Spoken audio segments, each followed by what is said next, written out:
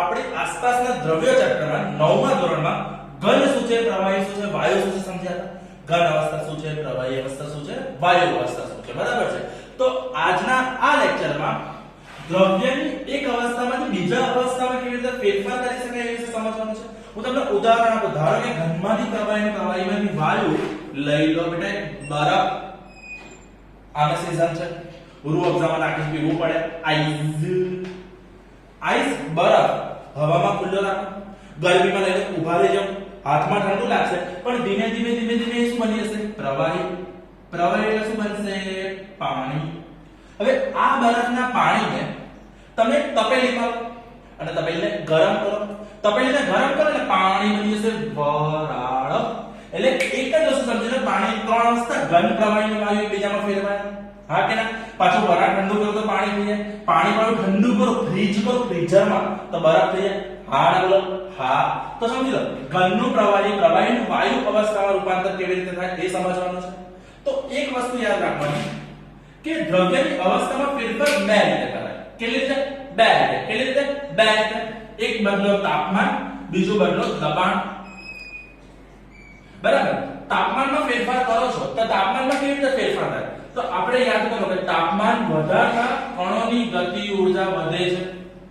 બરાબર? તાપમાન વધતા કણોની ગતિ ઊર્જા વધે એટલે શું થાય સમજો કે આ ઘન અવસ્થાના કણો છે. આ ઘન અવસ્થાના કણોને પોઝિટિવ. તો ઘન અવસ્થાના કણો છે. હવે હું શું કરું છું સમજો કે આ ઘન અવસ્થાના કણો વચ્ચે આપણને ખબર છે અવકાશ ઓછો અને આંતરરાણીય આકર્ષણ બળ પ્રબળ છે, બીજાથી જોરદાર જોડાઈ આવે છે. હવે હું શું કરું છું તાપમાન આપું છું. મેં તાપમાન આપ્યું એટલે કણોની શું થઈ, ગતિ ઊર્જા વધી. ગતિ ઊર્જા વધી એટલે આ બધા શું થશે, અંદર અંદર હલવાન ચાલુ કરશે અને અંદર અંદર હલવાન ચાલુ કરશે એટલે એકબીજાના આકર્ષણ બળથી છૂટી જશે અને આકર્ષણ બળથી છૂટી ગયા એટલે એ શું થશે, થોડા થોડા દૂર થઈ જશે.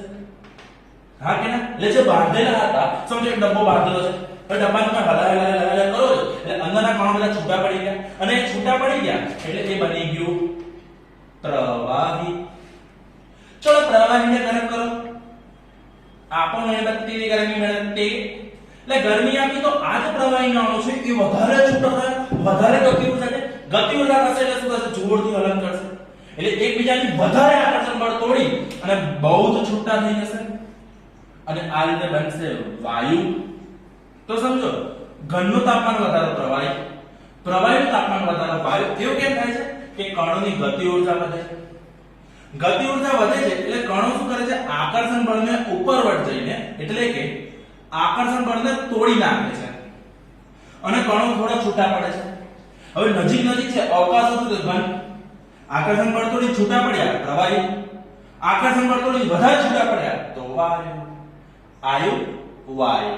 ઓકે. તો વસ્તુ સમજી લો કે આપણને ખબર છે કે જ્યારે ઘન પદાર્થના તાપમાનમાં વધારો કરો છો તો પ્રવાહી બને છે, જે ઘટનાને કહેવાય છે ગલન. પ્રવાહીનું તાપમાન વધારો છો, ઉકાળો છો, ઉત્કલન. ખબર પડી? અને જ્યારે વાયુને ઠારો છો તો ઠારણ, વાયુનું ઠારણ થઈને પાણી બનશે, પ્રવાહી બનશે અને એનું પણ ઠારણ થઈને પાછું શું બનશે, ઘન. એટલે આ રીતે અવસ્થામાં ફેરફાર કરી શકાય છે. બરાબર છે? અને આ ગંદો છે પણ બાપો છે, હવામાં ફૂંક મારે એટલે આ વાયુ છે. વાયુ. ઘન, પ્રવાહી, વાયુ. ઘણી બધી વાર એવું થતું હોય છે કે ઘનમાંથી પ્રવાહીમાં રૂપાંતર થયા વગર સીધું વાયુ થતું હોય છે. તો એને આપણે કહીએ છીએ ઉર્ધ્વપાતન. કેવી રીતે? કપૂર લઈ લો. કપૂરને જ્યારે તમે પ્રગટાવો છો તો કપૂરનું ક્યારે તમે પ્રવાહી નહીં જોવા મળે, લિક્વિડ નહીં જોવા મળે, સીધી વરાળ થઈ જાય. તો એ ઉર્ધ્વપાતનનો કેસ થઈ ગયો. આનો ખબર પડી ગઈ. તો સમજો એક વસ્તુ વિચારો કે તાપમાન વધાર્યું તો બીજી એક કામની વસ્તુ તાપમાન. જેમ કે અત્યારે આપણે તાપમાન માપતા હોઈએ છીએ કે ભાઈ આટલી તાપમાને પહોંચો તો તાપમાન વધારો છો, તાપમાન વધારો, તાપમાન ઘટાડો. તાપમાન શું છે? ધારો કે 20 તાપમાન. તો 20 એકલું ક્યારે ચાલતું હોતું નથી. મેં તમને પહેલા જ કીધું દરેક વસ્તુને મૂલ્ય અને એકમ બંને લેવું પડે.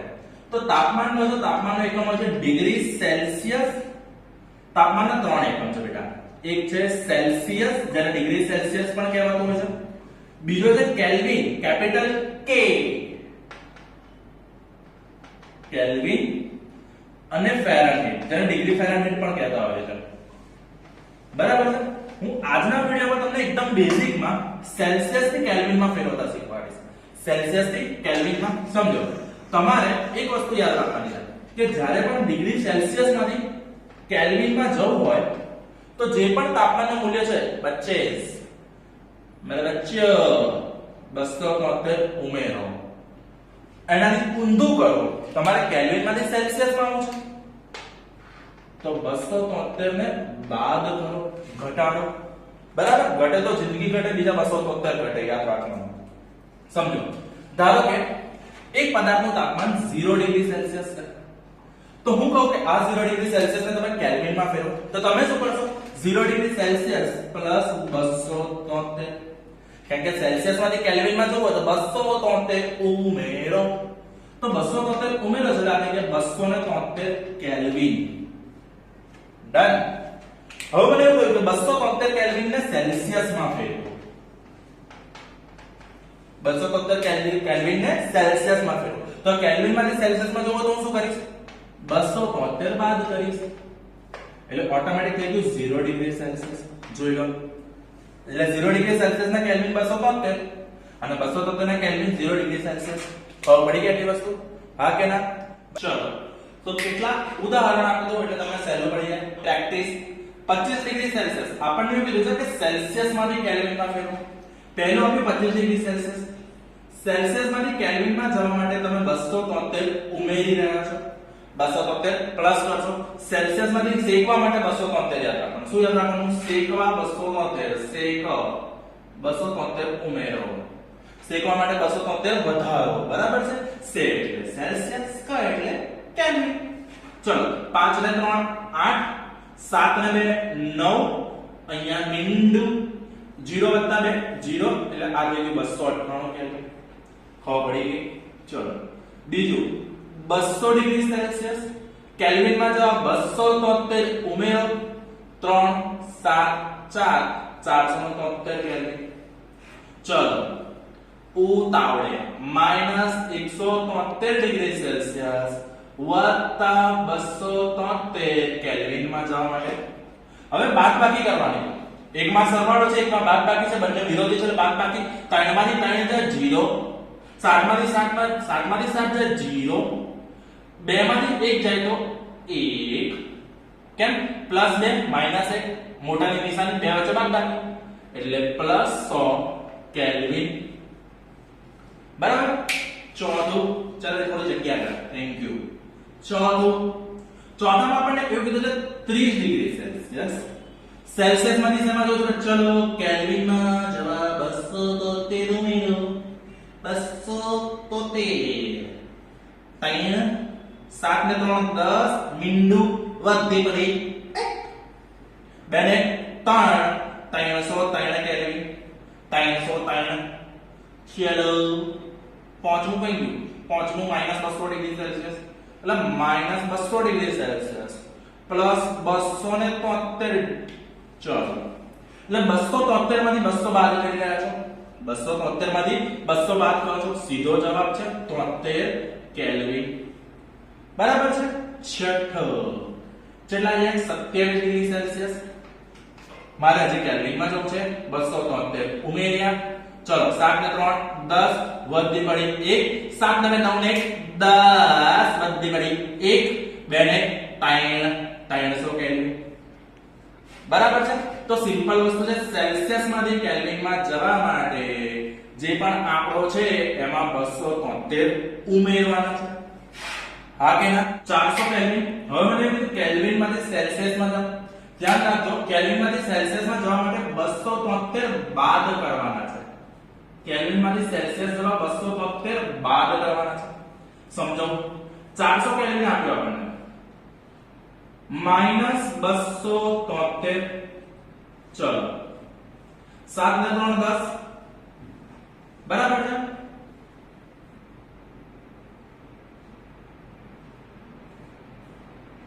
જોઈ લો 7 ને 3 10 વધી પડી 1, 2 ને 1 3, 3 ને 7 10 વધી પડી 1, 1 ને 1 2 4. રવિસરની રીતે જઈએ તો 10 9 3 વધતી 10 માંથી 3 ગયા 7, 9 માંથી 7 ગયા 2, 3 માંથી 2 ગયા 1. સિમ્પલ. વધ્યો ચડીએ વાંધો નહીં હેડો. 873 કેલ્વિન. કેલ્વિન માંથી સેલ્સિયસ માં જવું છે ચલો 273 બાદ કરી દો. ત્યાં તો સાવ સહેલું થશે.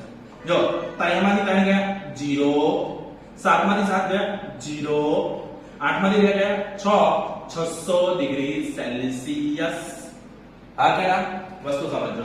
473 કેલ્વિન છે તો 473 કેલ્વિન માઈનસ 273 રિવાર્સ થયેલું છે. 3 માંથી 3 ગયા તો 0, 7 માંથી 7 ગયા તો 0, 4 માંથી 2 ગયા તો 2 ડિગ્રી સેલ્સિયસ. 200 degree Celsius. જ્યારે સેલ્સિયસ લખો તો ડિગ્રી લખવાની, કેલ્વિન માં ભૂલથી પણ ડિગ્રી ના લખતા. કેલ્વિન કેલ્વિન છે, ડિગ્રી કેલ્વિન નથી. આપણે ડિગ્રી લખવાની નથી. 0 કેલ્વિન ઓકે નથી ને, 0 કેલ્વિન ઓકે નથી, ઓકે. માઈનસ 273 તો સીધી વસ્તુ છે, 0 માંથી માઈનસ ગયા એટલે આન્સર આવશે minus 273 degree Celsius. Minus 273 degree Celsius. 625 kelvin minus 273. ચલો રવિ સર ની રીતે વધ્યો ચડી આપણે હેડો. જો 5 માંથી 3 જાય તો 2, તો સીધી વસ્તુ છે અહીંયા આગળ 2 નું શું થઈ જશે તો ઓટોમેટિક 7 ને 5 12, 10 આવી જાય 12, તો ઓટોમેટિકલી 6 માંથી 2 ગયા 4, બરાબર. તો 352 ડિગ્રી સેલ્સિયસ ડન છે. અને છેવટનું 510 કેલ્વિન માઈનસ 273 7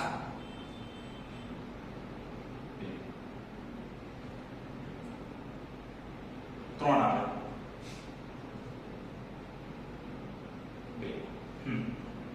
એટલે 237 ડિગ્રી સેલ્સિયસ આવશે. બરાબર છે. સિમ્પલ વસ્તુ છે, કેલ્વિન માંથી સેલ્સિયસ માં જાવ છો તો 273 બાદ કરો છો અને સેલ્સિયસ માંથી કેલ્વિન માં જાવ છો તો 273 ઉમેરો છો. તમારે આટલું ધ્યાન રાખવાનું છે કે સેલ્સિયસ માંથી કેલ્વિન માં જાવ છો 273 ઉમેરો, કેલ્વિન માંથી સેલ્સિયસ માં આવો છો 273 બાદ કરો. ચલો તો હવે એક પ્રયોગ કામનો સમજાવું છું અને એવું સમજી લો થોડો અઘરો પ્રયોગ છે તો ધ્યાનથી સમજો. ચોપડો અને પેન લઈને બેસો, જેટલું સમજાવતો જાઓ ધીમે ધીમે નોંધતા જજો. બરાબર છે. એટલે વિજ્ઞાન કોઈક અંશે થોડું અઘરું હોય છે, તમને આજે થોડો અહેસાસ થશે. અને ચિંતા ના કરો, આખો શાંતિથી સમજી લઈશું અને ફરીવાર પણ સમજાવી દઈશું. એની પણ કોઈ ચિંતા નથી, શાંતિથી સમજો. પ્રયોગ એવું કહે છે કે દ્રવ્યની અવસ્થા પર તાપમાનનો ફેરફાર સમજાવતો હતો.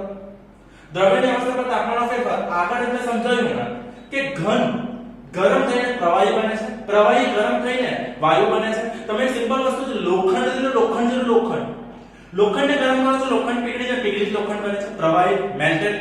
ઓકે, એને ગરમ કરો તેમાંથી વરાળ બનવાનું ચાલુ થાય છે. એક બાજુ હું બરફ મૂકું છું, એક બાજુ લોખંડ મૂકું છું, બંનેને ગરમ કરું છું. સૌથી પહેલા કોણ ગરમ થશે? બરફ. બરફ પછી થોડી વાર રહીને કોણ ગરમ થશે? લોખંડ. તો બંને ઘન જ છે, પણ કોઈ ઘનને તાપમાન વધારે આપવું પડે, કોઈ ઘનને તાપમાન ઓછું આપવું પડે, એ વિશે સમજવાનું છે. હવે થોડું વિજ્ઞાન ખરેખર સમજવાનું ચાલુ કરવાનું છે, કારણ કે ઘન, પ્રવાહી, વાયુ 7મા 8મામાં ભણતા હતા, થોડું 9મા ધોરણમાં આવશે. તો સમજો પ્રયોગ. પહેલી વસ્તુ, જ્યારે પ્રયોગ લખો છો તો પ્રયોગને એક ફોર્મેટમાં લખો છો. તમે વિજ્ઞાન સાથે ડીલ કરો છો, ગુજરાતીમાં નિબંધ હોય, બરાબર, પેલું શું કહેવાય, અહેવાલ હોય. હા, તો એ બધાને એક ફોર્મેટ હોય છે. એ રીતે પ્રયોગનું ફોર્મેટ ફિક્સ જ છે. કયું ફોર્મેટ ફિક્સ છે? સિમ્પલ છે. જ્યારે કોઈ પણ પ્રયોગ લખો છો, પ્રયોગમાં પહેલું લખશો તમે હેતુ. લખવાની સ્ટાઇલ પણ સમજો છો. તમારી પાસે લીટીવાળી નોટ છે એટલે હેતુ લખો છો તો હેતુની સામેની લાઈન છોડી દો તમે, અને એક્ઝેક્ટ નીચેની લાઈનમાં તમારે હેતુ લખવાનું છે, ક્રોસમાં લખવાનું છે. જોઈ લો, બરાબર છે. હેતુ લખો, સામેની લાઈન છોડીને એક્ઝેક્ટ નીચેની લાઈનમાં લખો કે આપણો પ્રયોગનો હેતુ શું છે? દ્રવ્યની અવસ્થા પર તાપમાનનો ફેરફાર સમજાવતો પ્રયોગ વર્ણવો. થઈ ગયો હેતુ. તમે જ્યારે હેતુ લખો છો ત્યારે જોડે લખો છો સાધનો. તો એક પ્રયોગનું ફોર્મેટ પહેલા સમજી લો. પહેલા આવે હેતુ, સાધનો, પદાર્થો, આકૃતિ, પદ્ધતિ, અવલોકન, નિર્ણય. આટલી વસ્તુ પ્રયોગમાં મિનિમમ હોય. ચલો હવે જ્યારે અવસ્થા સમજવી છે એટલા માટે આપણે શું કરી રહ્યા છે? એક બીકર લઈએ છીએ. બીકર એટલે કાચનું એક પાત્ર આવે, જેની અંદર આપણે નાખીશું બરફ. શું નાખીશું? બરફ. અને બરફની સાથે આપણે અંદર લેબોરેટરી થર્મોમીટર ઊભું ગોઠવી દઈશું. ઓકે, આપણું ઘરનું થર્મોમીટર અને લેબોરેટરી થર્મોમીટરમાં થોડું ફરક હોય. લેબોરેટરી થર્મોમીટર થોડું સાઈઝમાં લાંબુ અને થોડું મજબૂત હોય, જ્યારે આપણું શરીરનું તાપમાન માપવા માટે જે શરીર બાયોલોજિકલ થર્મોમીટર વાપરે છે એ થોડું નાનું હોય. લેબોરેટરી થર્મોમીટર એને એક જાળી પર મૂકીશું, જાળીની સ્ટેન્ડ પર મૂકી નીચે બર્નર મૂકવાનું છે. તો આટલા સાધનો ઉપયોગ કરે એટલે આપણે શું કરીએ છીએ, કોઈ પણ પ્રયોગ માટે સાધનો સમજો.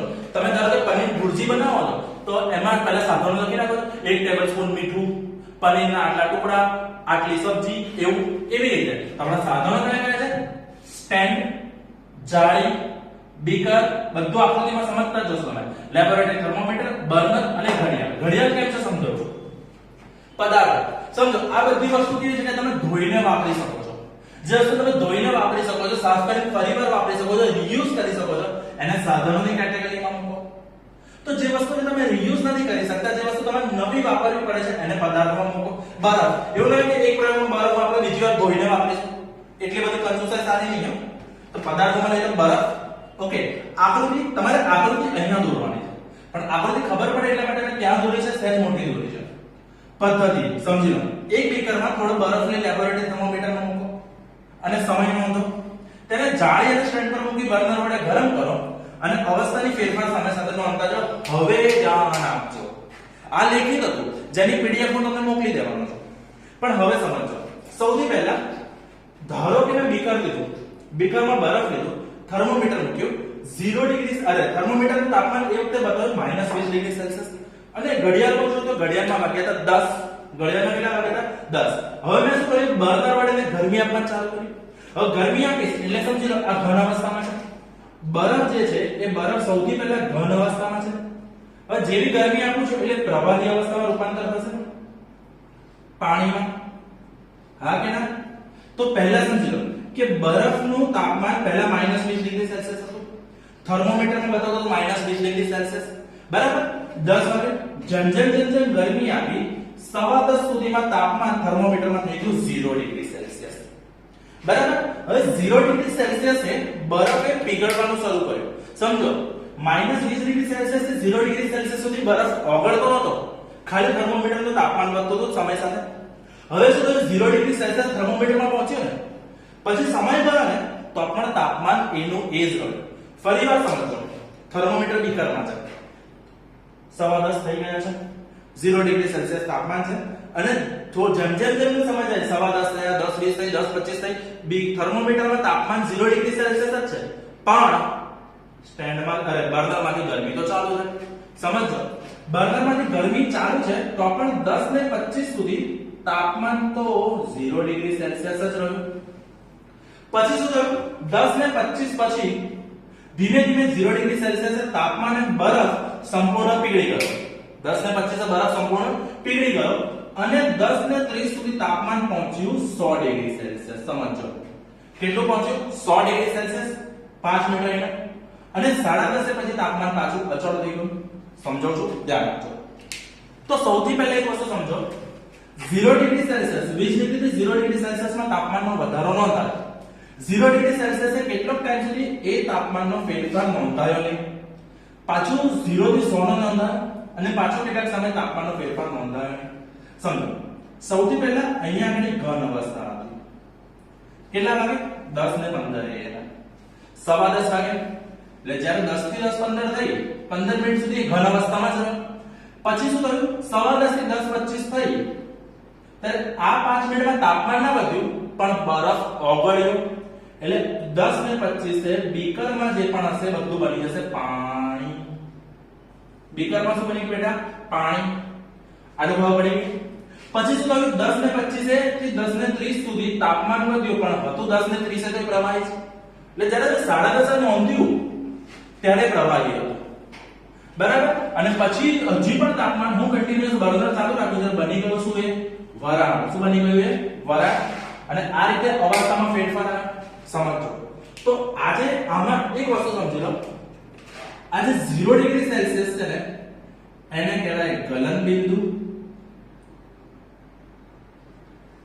આ 100 ડિગ્રી સેલ્સિયસ છે ને એને કહેવાય ઉત્કલન બિંદુ. કોણ, પાણીનું, બરાબર છે. જેને શોર્ટમાં આપણે કહીશું ગબી ઉબી. ગબી અને ઉબી. ગલન બિંદુ એટલે શું છે? જે લઘુત્તમ તાપમાને કોઈ પણ ઘન પદાર્થ પીગળવાની શરૂઆત કરે એને આપણે ગલન બિંદુ કહીશું. શું કહીશું સમજો? જે લઘુત્તમ તાપમાને મિનિમમ ટેમ્પરેચર, બરાબર, ઘન પદાર્થ પીગળે, ઓગળે, તો એ તાપમાને આપણે કહીશું ગલન બિંદુ. ફરીવાર, જે લઘુત્તમ તાપમાને પદાર્થ ઓગળે એને કહીશું ગલન બિંદુ. ગબી ઓગળે, ગબી ઓગળે. તો જે લઘુત્તમ તાપમાને, સમજો, જે લઘુત્તમ તાપમાને બાળકો પ્રવાહી ઉકળે તે તાપમાને શું કહીશું આપણે? ઉબી. શું કહીશું? ઉબી. બે વ્યાખ્યા મળે થઈ જાય સિમ્પલી. જે લઘુત્તમ તાપમાને ઘન પદાર્થ ઓગળે તેને કહીશું ગલન બિંદુ. જે લઘુત્તમ તાપમાને પ્રવાહી ઉકળે તેને કહીશું ઉત્કલન બિંદુ. એટલે આપણી ગબી અને આપણી ઉબી. સમજો, દરેક પદાર્થ માટે ગલન બિંદુ અને ઉત્કલન બિંદુ અલગ અલગ હોય. બરફ માટે ગલન બિંદુ 0 ડિગ્રી સેલ્સિયસ છે. એટલે જ્યારે 0 ડિગ્રી સેલ્સિયસ તાપમાને બરફ આવે ને એટલે બરફ ઓગળવાનું ચાલુ કરી દે અને એ બની જાય પ્રવાહી. પ્રવાહી બન્યા પછી શું થાય? 100 ડિગ્રી સેલ્સિયસ જ્યારે તાપમાન પહોંચે ત્યારે પ્રવાહી બને અને એ ઉકળવાની શરૂઆત કરે. સમજો, તમે આજે એક કામ કરો, ગેસ પર તપેલી મૂકો, તપેલીમાં બરફ મૂકો, ગેસ ચાલુ કરો, જોડે ઘડિયાળ બાજુ કરો. તમે જુઓ કે થોડો સમય સુધી શું થાય છે કે કન્ટિન્યુઅસ ગેસ તો તમે ચાલુ રાખી શકો છો. બરફ ઓગળે છે એટલે આ સિચ્યુએશન છે. કારણ કે જ્યારે થર્મોમીટર મૂકવાનું નથી, પણ જ્યારે બરફ ઓગળે છે ને ત્યારે તપેલી ગરમ નહીં થાય. સમજો, પછી શું થશે? થોડી વાર તમે જોશો તો આખો બરફ ઓગળીને તપેલીમાં પાણી બની ગયું છે. પછી એ પાણી ઉકળશે, ધીમે ધીમે પરપોટા ઉપર આવે છે.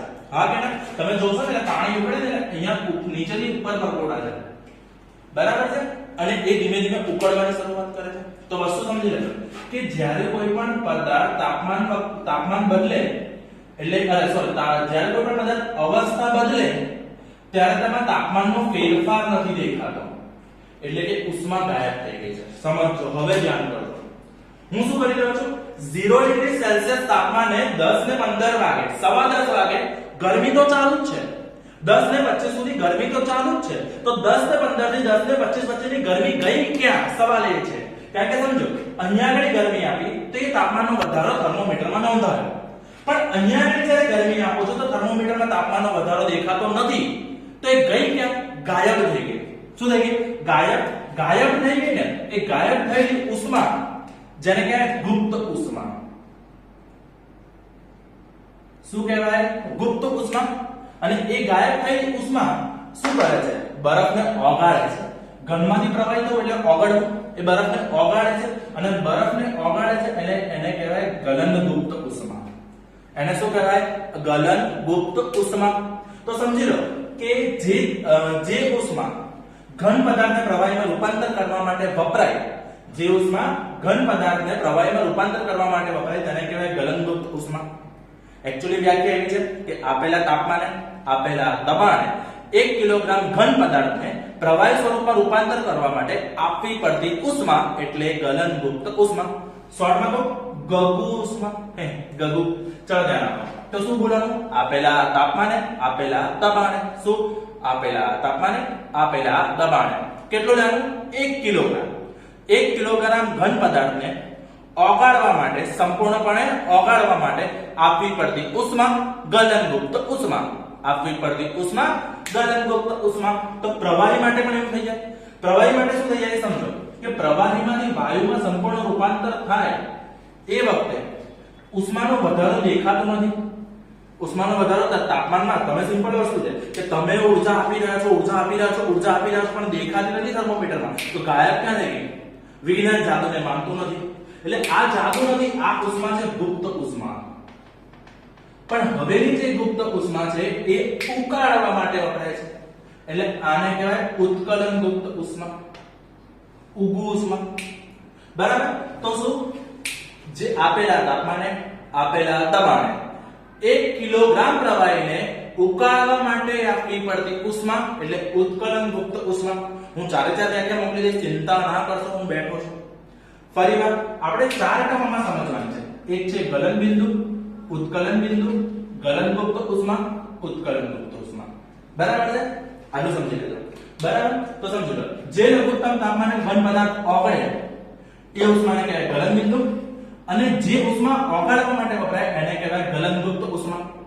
જે લઘુત્તમ તાપમાને પ્રવાહી ઉકળે એને કહેવાય ઉત્કલન બિંદુ, અને જે ઉષ્મા આપવી પડે એને કહેવાય ઉત્કલનગુપ્ત ઉષ્મા. આ બંનેની વ્યાખ્યાનો શરૂઆતનો પોર્શન થોડોક સરખો છે. આપેલા તાપમાને આપેલા પદાર્થ દબાણે આપેલા તાપમાને આપેલા દબાણે 1 કિલોગ્રામ ઘનને સંપૂર્ણપણે ઓગાળવા માટે આપવી પડતી ઉષ્મા તો ગલનગુપ્ત ઉષ્મા. આપેલા તાપમાને આપેલા દબાણે 1 કિલોગ્રામ પ્રવાહીને ઉકાળવા માટે આપવી પડતી ઉષ્મા એટલે ઉત્કલનગુપ્ત ઉષ્મા. સમજી લો ઉત્કલન બિંદુ, ગલન બિંદુ, ગલનગુપ્ત ઉષ્મા, ઉત્કલનગુપ્ત ઉષ્મા. આ થોડા ટર્મ એવા છે કે જે આપણે સાઈડમાં રાખીને પાછા પ્રયોગ કરાય છે. તો પ્રયોગમાં પદ્ધતિ લખ્યા પછી અવલોકન. શરૂઆતમાં બરફનું તાપમાન 0 ડિગ્રી સેલ્સિયસ પહોંચ્યું. પછી શું થયું? બરફ ગરમામાંથી ઉષ્મા મેળવીને પીગળ્યું અને પાણીમાં ફેરવાયું. બરાબર, સાદું અવલોકન છે. અને પાણીમાં ફેરવાય ત્યાં સુધી તાપમાનનો કોઈ વધારો નોંધાતો નથી. અને તાપમાનનો વધારો કેમ નથી નોંધાતો? ઉષ્મા ગાયબ ક્યાં થઈ? બરફને ઓગાળવામાં. ઉષ્મા ગાયબ ક્યાં થઈ? બરફને ઓગાળવામાં. જેને કીધું ગભુ ઉષ્મા, ગલનગુપ્ત ઉષ્મા. પાણી ઉકળે ત્યાં સુધી ગરમ કરો અને 100 ડિગ્રી સેલ્સિયસે ઉકળશે એટલે ત્યાં સુધી તાપમાનનો વધારો દેખાશે. અને વરાળમાં જ્યારે ઉકળવાની શરૂઆત થઈને સંપૂર્ણ ઉકળી જાય ત્યાં સુધી ફેરફાર દેખાશે નહીં. તેને કહીશું ઉત્કલનગુપ્ત ઉષ્મા. નિર્ણય એટલો છે કે તાપમાન વધારતા દ્રવ્યની અવસ્થા બદલાય છે, પણ વસ્તુ કેવી છે? જ્યાં સુધી -20 ડિગ્રી સેલ્સિયસ થી 0 ડિગ્રી સેલ્સિયસ પહોંચ્યું ત્યાં સુધી તાપમાનનો વધારો દેખાય. 0 ડિગ્રી સેલ્સિયસ અટકી ગયો, બ્રેક વાગી ગઈ, અટકી ગયો, ખમી ગયો, જપી ગયો, સમી ગયો, હલવાઈ ગયો, શાંત થઈ ગયો. 0 ડિગ્રી સેલ્સિયસે બરફે ઓગળવાની શરૂઆત કરી. બરફના જેટલા પણ અંદરના અણુઓ તૂટતા ગયા, ઉષ્મા એ લોકો ખાતા ગયા. અને એ લોકોને ઉષ્મા ખાઈ ગયા એટલે ઉષ્મા દેખાય. અને જો ઉષ્મા ગાયબ થઈ ગઈ છે તો એ થઈ ગઈ ગુપ્ત ઉષ્મા, ગલનગુપ્ત ઉષ્મા. સમજી લેજો. એટલે ઘનમાંથી જ્યાં સુધી સંપૂર્ણ પ્રવાહીમાં નહીં ફેરવાય, એટલે અંદર 10 ગ્રામ બરફ છે અને 10 ગ્રામ બરફ જ્યાં સુધી પ્રવાહીમાં નહીં ફેરવાય ત્યાં સુધી તાપમાનનો વધારો થશે નહીં અને ઉષ્મા થઈ ગઈ ગાયબ. પછી જ્યારે 10 ગ્રામ પ્રવાહી 0 ડિગ્રી સેલ્સિયસ તાપમાન સુધી 0 ડિગ્રી સેલ્સિયસ થી 100 ડિગ્રી સુધી પહોંચશે ત્યાં સુધી તાપમાનનો વધારો દેખાશે. 100 ડિગ્રી સેલ્સિયસ તાપમાન થઈ ગયું પછી 10 ગ્રામ પ્રવાહી સંપૂર્ણ ઉકળી ના જાય ત્યાં સુધી થર્મોમીટરનું તાપમાન વધવાનું નથી. ટૂંકમાં અવસ્થા બદલાય, ઘનમાંથી પ્રવાહી થાય તો પ્રવાહીમાં જે વાયુ થાય એ દરમિયાન ઉષ્મા હંમેશા ગાયબ થઈ જાય છે. અને એ ઉષ્મા ગાયબ ક્યાં થાય છે? અવસ્થા બદલવા માટે કણોને ઊર્જા આપવી પડે છે. તાપમાન વધારતા કણોની ગતિ ઊર્જા વધે છે. તાપમાન વધારવા માટે ઊર્જા કોણ આપશે? આ રીતે. એટલે અવસ્થા બદલાય ત્યારે ઉષ્મા જે ગાયબ થાય એને કહીશું ગુપ્ત ઉષ્મા. ઓગાળવા માટે થાય તો ગલનગુપ્ત ઉષ્મા, ઉકાળવા માટે થાય તો ઉત્કલનગુપ્ત ઉષ્મા. દરેકની ગલનગુપ્ત ઉષ્મા, ઉત્કલનગુપ્ત ઉષ્મા અલગ અલગ હોય. દરેકનું ગલન બિંદુ, ઉત્કલન બિંદુ અલગ અલગ હોય.